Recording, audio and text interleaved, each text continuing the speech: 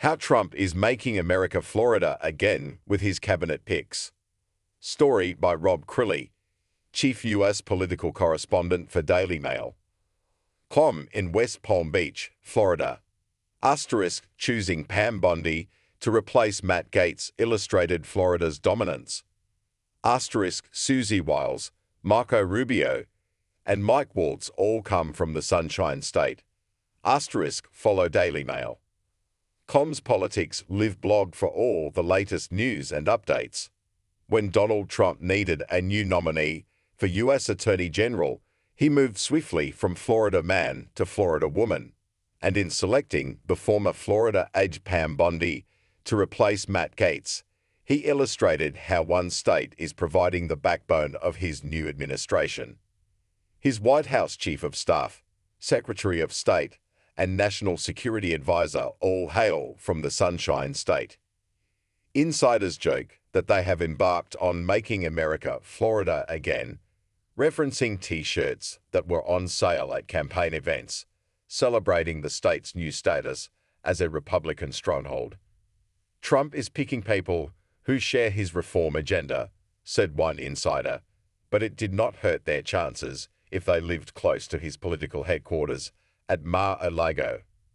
Obviously, proximity will be important, but ultimately, he was always going to choose those that will put America first, he said.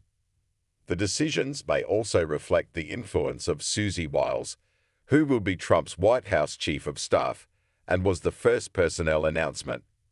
She was one of the two figures who led Trump's 2024 campaign after building a reputation as a savvy political operative in Florida over the course of decades.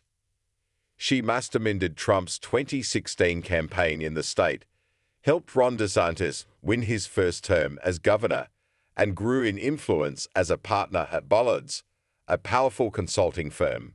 I believe she's a very big part of the reason. Susan Wiles is a great reader of people, said Florida Republican operative Larry Casey, who has known Wiles since they worked together in Washington, D.C., 40 years ago.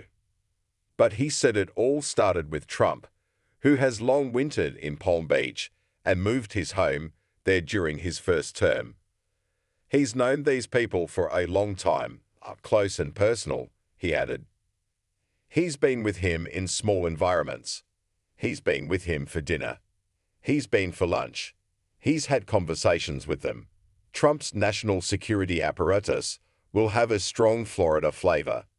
The axis will lie between incoming Secretary of State Marco Rubio, who was born to immigrant parents in Miami and is now in his third term as one of the state's senators, and Mike Waltz, a former Green Beret who grew up in Jacksonville and will become Trump's national security advisor. Other appointees include Sergio Gore, who lives in Miami. He set up Winning Team Publishing with Don Jr. and spends a lot of time at Mar-a-Lago working on Trump's books. Trump's ambassador to Israel will be Santa Rosa Beach resident and former governor of Arkansas, Mike Huckabee. The picks reflect not just Trump's Florida circle of associates, but also the state's changing political character. Trump has expanded the Republican vote from 49% in 2016 to a shade over 56% this year, and the number of party registrations has overtaken Democratic ones by 1 million. Under DeSantis, the state also became a proving ground for conservative ideas. Whether overturning pandemic lockdown rules, banning most abortions after 6 weeks, or the governor's war on woke, the state has attracted Republicans from all over the country keen to enjoy its conservative policies, warm weather, and lack of state income tax. One of them was Todd Blanche. He led Trump's legal team during his hush money trial in New York this year. He bought a home in Palm Beach County and is now going to his client's deputy U.S. Attorney General. As the home of President Trump, and a state that leads the nation as a place where respect for our freedoms and common sense policy are the proven model for success, it makes perfect sense that many leaders from Florida are prepared to play a pivotal role in restoring the nation's greatness, said Brian Hughes, transition spokesman.